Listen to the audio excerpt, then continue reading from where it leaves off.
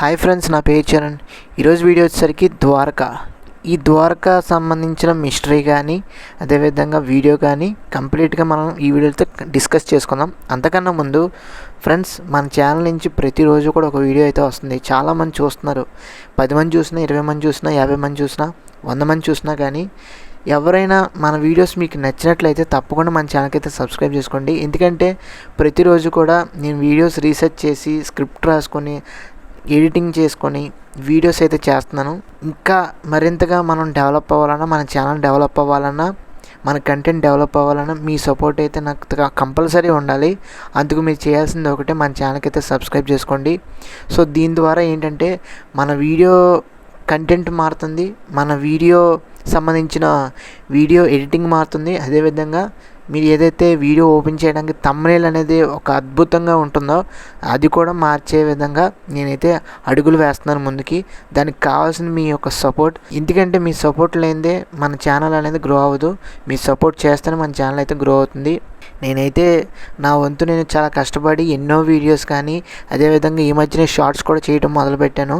ఆ షార్ట్స్ కూడా సక్సెస్ అవ్వాలని మనస్ఫూర్తిగా అయితే మీరు కోరుకోండి, నేను కోరుకుంటాను. సో అది ఫ్రెండ్స్, ఏం లేదు, నా తరపున చిన్న రిక్వెస్ట్ ఏంటంటే మీరు ప్రతి ఒక్కళ్ళు ఎవరు చూసినా కానీ మన వీడియోస్ మీకు నచ్చితేనే తప్పకుండా మన ఛానల్కి అయితే లైక్ చేయండి, మీ ఫ్రెండ్స్ అందరికీ షేర్ చేయండి, తప్పకుండా సబ్స్క్రైబ్ చేసుకోండి. సో ఇది నా తరపున చిన్న రిక్వెస్ట్ అయితే దీన్ని మీరు యాక్సెప్ట్ చేస్తారని మనస్ఫూర్తిగా అయితే కోరుకుంటున్నాను. సో ఇంకా వీడియోలోకి అయితే వెళ్ళిపోద్దాం. ఈ ద్వారకా సిటీ ఎంతో ఇష్టంతో నిర్మించిన లార్డ్ కృష్ణ. ద్వారకా ఎన్నో అందాలతో నిండిపోయింది. అందులో గోల్డెన్ ప్యాలెసెస్ కానీ, మంచి సందడి చేసే వీధులు మరియు దివ్యమైన ఆలయాలు, ఎంతో ప్రాముఖ్యత, ఎంతో ప్రత్యేకతతో నిండిపోయిన ద్వారకా సిటీ. కానీ ఒకరోజు శక్తివంతమైన సముద్రం లేచి ద్వారకా నగరాన్ని శాశ్వతంగా మింగేసింది. ఇది కేవలం మహాభారతం నుండి వచ్చిన పురాణమా, లేదా అలల కింద దాగి ఉన్న తప్పిపోయిన నగరమా? ద్వారకా నగరం మునిగిపోవడం యొక్క మర్మం ఏమైనా సరే, ఈ కథకు మీకు స్వాగతం. The sunken city of Dwarka, the legendary city of Krishna. ద్వారకాను గుజరాత్ మొదటి రాజధానిగా పరిగణిస్తారు. ఈ పేరుకు అక్షరాల ప్రవేశ ద్వారం అని అర్థం అన్నమాట.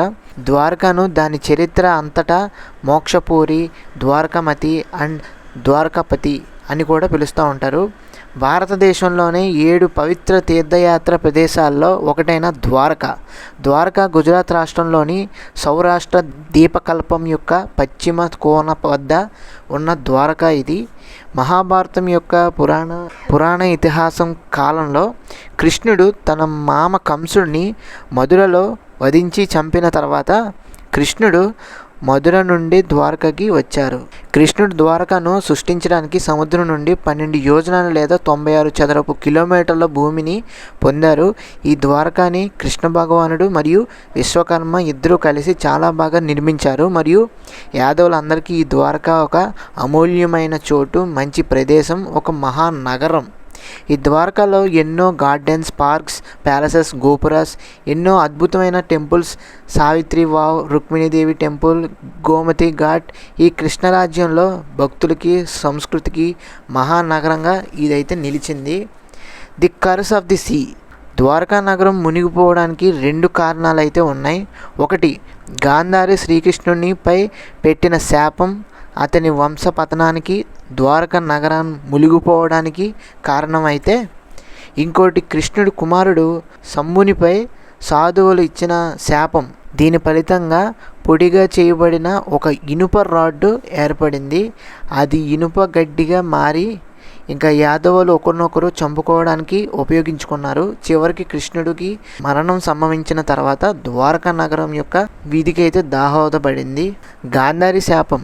మహాభారతం తర్వాత, కురుక్షేత్ర యుద్ధం తర్వాత కౌరవుడు తల్లి గాంధారి తన 99 మంది కుమారులు మరియు తన వంశం నాశనానికి కృష్ణుని నిందించింది. గాంధారి కృష్ణుని శపించి అతని సొంత యాదవుల వంశం కూడా ఇలాంటి అంతర్గత కలహాలు, విధ్వంసాలను ఎదుర్కొంటుందని, అతని రాజ్యం కూడా సముద్రంలో కలిసిపోతుందని ముందే చెప్పింది. అనుకున్నట్టుగానే యాదవులు అహంకారంతో పెరిగి చివరికి తమలో తాము పొట్లాడుకోవటం ప్రారంభించారు. దీని ఫలితంగా విస్తృతమైన మరణహోమం జరిగింది. యాదవుల మధ్య జరిగిన అంతర్గత యుద్ధం తర్వాత శ్రీకృష్ణుడు అడవికి వెళ్ళిపోయాడు. అక్కడ వేటగాడి బాణంతో పొరపాటున చంపబడ్డాడు. The great sinkage. అర్జునుడు ద్వారకా నగరం ప్రజలను దూరంగా తీసుకువెళ్తుండగా సముద్రం అకస్మాత్తుగా వచ్చి మొత్తం నగరాన్ని నాశనం చేసింది. అది అలల కింద చిక్కుకుంది. కృష్ణుడు తన శరీరాన్ని వదిలాక ద్వారకా నగరం బీభత్సమైన మ్యాసివ్ ఫ్లడ్స్, సీ లెవెల్ బాగా రైజ్ అయిపోయి ద్వారకా నగరం మొత్తం మునిగిపోయింది. అరేబియన్ సీలో అడుగున మునిగి ఉంది. Archaeological evidence. మోడర్న్ టైమ్స్లో అంటే ఆధునిక కాలంలో ద్వారకా నీటి అడుగున నగరం యొక్క అన్వేషణలు దాని రహస్యాన్ని పోరాలను జోడించాయి. సముద్ర పురావస్తు శాస్త్రవేత్తలు గుజరాత్ సమీపంలో సముద్రం కింద ఉన్న నిర్మాణాలు మరియు కళాఖండాలను కనుగొన్నారు. ఇవి కల్పిత నగరానికి సంబంధించినవి కావచ్చు. ప్రారంభం తవ్వకాల్లో సుమారు 100 సంవత్సరాల క్రితం 1930లలో గుజరాత్లోని జామ్నగర్ జిల్లాలోని ఆధునిక ద్వారకకు ఉత్తరాన 30 కిలోమీటర్ల దూరంలో ఉన్న బేట్ ద్వారకా ద్వీపం చుట్టూ ప్రారంభమయ్యాయి. 960లో మరిన్ని తవ్వకాలు జరిగాయి, కానీ ఎటువంటి ఖచ్చితమైన ఫలితాలు అయితే రాలేదు. 1979లో భారత పురావస్తు సర్వే మరొక తవ్వకాన్ని నిర్వహించింది. ఈ సమయంలో తవ్వేవాళ్ళు క్రీస్తుపూర్వం 2వ శతాబ్ది నాటి కుండలను కనుగొన్నారు. పురావస్తు శాస్త్రవేత్త బలమైన పునాదిలా కనిపించే ఒక భవనాన్ని కనుగొన్నారు. పురాతన నగర గోడలు 1983 మరియు 1990 మధ్య నది ఒడ్డున నిర్మించబడి ఉండాలని ఇది సూచిస్తుంది. ఈ ప్రదేశం నుండి 500 కిలోమీటర్ల పైగా పురాతన వస్తువులు బయటపడ్డాయి. కొన్ని సమూహాలు మరియు తేదీ అంశాలు 2000 సంవత్సరాల సాంస్కృతిక వారసత్వాన్ని బలంగా నిర్ధారిస్తున్నాయి. రాతి దిమ్మలు, స్తంభాలు మరియు నీటిపారుదల వ్యవస్థ కొనుగోలుబడ్డాయి. అయితే ఈ ఆవిష్కరణ వాస్తవ తేదీ ఇప్పటికీ వివాదాస్పదంగా ఉంది. సముద్రం కింద ద్వారకా అధ్యయనం నగరం యొక్క మునిగిపోయిన అవశేషాలపై మనోహరమైన అదృష్టాలను ఆవిష్కరించి ఇది ద్వారకా నీటి అడుగున పురావస్తు శాస్త్రాన్ని గణనీయంగా దోహదపడింది.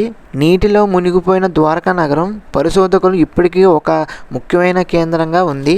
నీటి అడుగున అన్వేషణల నుండి వచ్చిన ద్వారకా ఫోటోలు ఒకప్పుడు ఇక్కడ ఉన్న గొప్ప నిర్మాణ శైలిలో దృశ్యమన్న ఆధారాలు అందిస్తున్నాయి. ద్వారకా చరిత్రలో భాగంగా ఈ నగరం శ్రీకృష్ణుడు నిర్మించాడని నమ్ముతున్నారు. పౌరాణిక ప్రాముఖ్యత కలిగి ఉంది. రాతి దిమ్మలు మరియు పురాతన నీటిపారుదల వ్యవస్థలలో ద్వారకా నీటి అడుగున అన్వేషణ నుండి కనుగొన్న విషయాలు దాని చరిత్ర లోతును జోడిస్తాయి. ద్వారకా నీటి అడుగున పురావస్తు శాస్త్రంలో జరుగుతున్న పరిశోధనలు ఒకప్పుడు అలల కింద వృద్ధి చేసిన నగరం గురించి రహస్యాలు విప్పుతూనే ఉన్నాయి. మరిన్ని అన్వేషణలు వెల్లడించారు. కానీ ద్వారకా అండర్ వాటర్ సిటీ యొక్క కొనసాగుతున్న ఆవిష్కరణ. CSIR-NIO మాజీ ప్రధాన శాస్త్రవేత్త డాక్టర్ రాజీవ్ నిగమ్ ఆయన ప్రకారం ఏంటంటే ప్రస్తుతం ద్వారకా సమీపంలో తవ్వకాల్లో నీటి అడుగున అన్వేషణ ప్రక్రియ ప్రారంభమైంది. ద్వారకా మందిర్ను క్రీస్తుపూర్వం 13 నుండి 15వ శతాబ్దాల్లో నిర్మించారని వెల్లడించారు. ప్రసిద్ధ భారతీయ పురావస్తు శాస్త్రవేత్త డాక్టర్ SR రావు గారు మునిగిపోయిన మహానగరం యొక్క సాంకేతికత కోసం ఆఫ్షోర్ సర్వే నిర్వహించారు మరియు 2007లో పూర్తి తవ్వకం జరిగింది.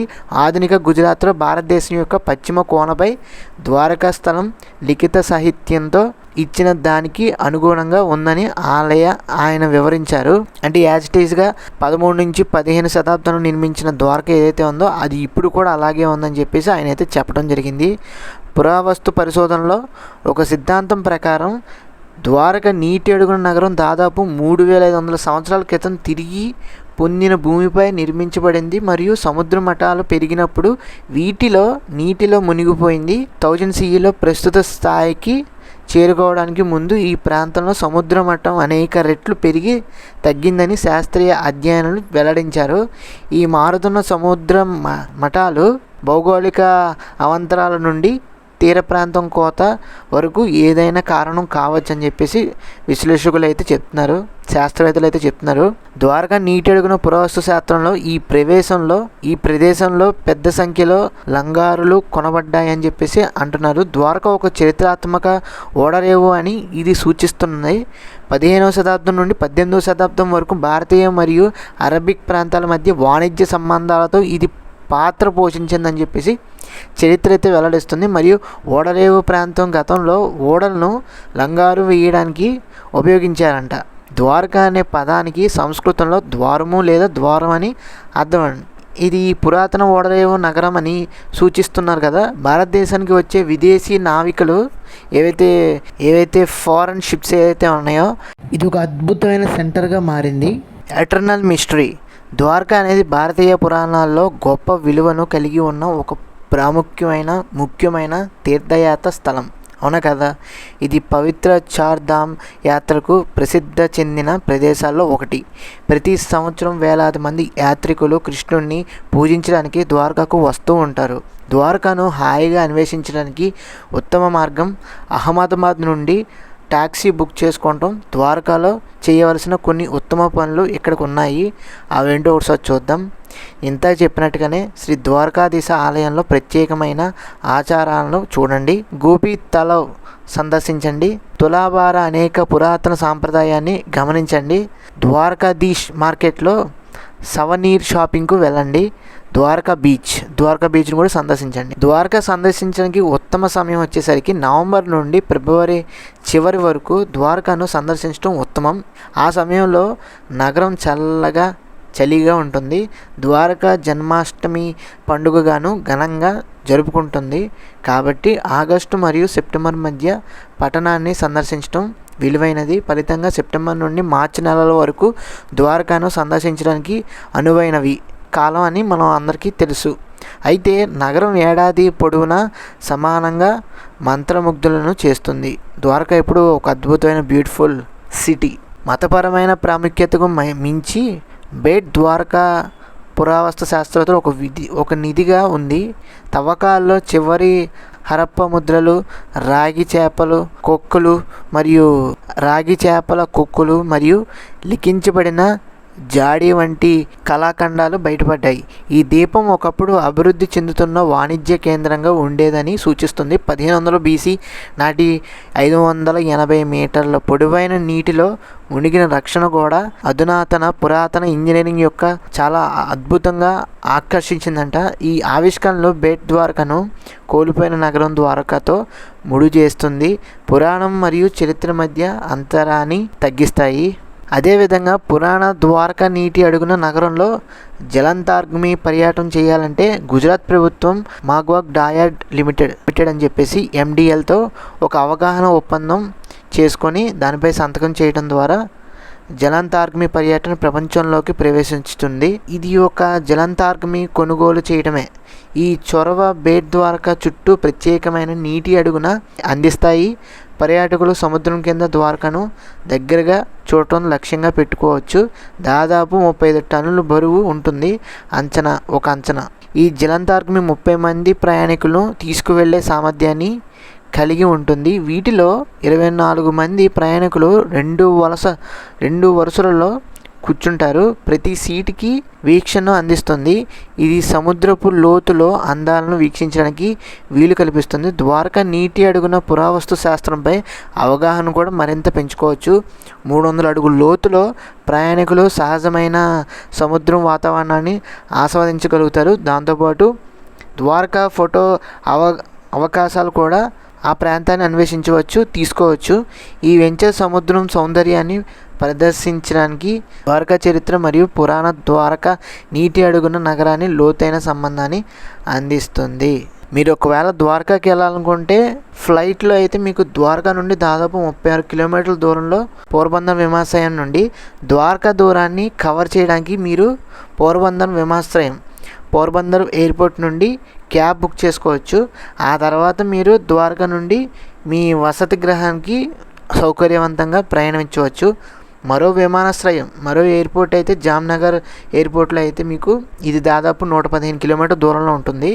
రోడ్డు మార్గంలో అయితే ద్వారకా దారి చుట్టూ ఉన్న అనేక ప్రధాన నగరాలు మరియు పట్టణాల్లో చాలా బస్సులు అయితే అవైలబుల్గా ఉంటాయి.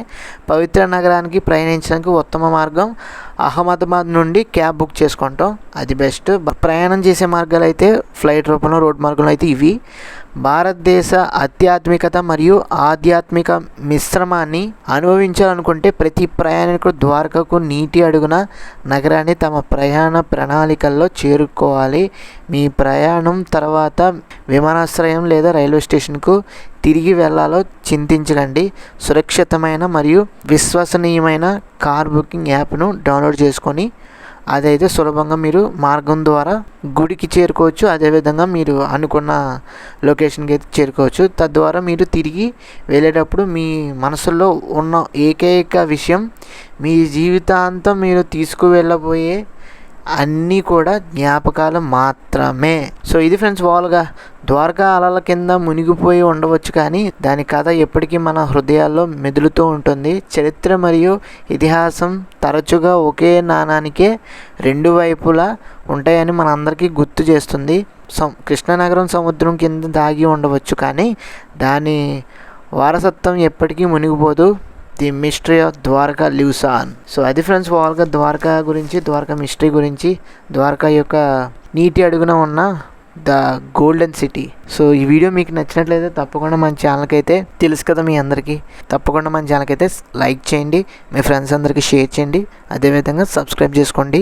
మన ఛానల్ పేరు తెలుసు కదా, ది చరణ్ రా. తప్పకుండా సబ్స్క్రైబ్ చేసుకుని ఫాలో అవుతుంది. Thanks for watching. See you again. Bye bye.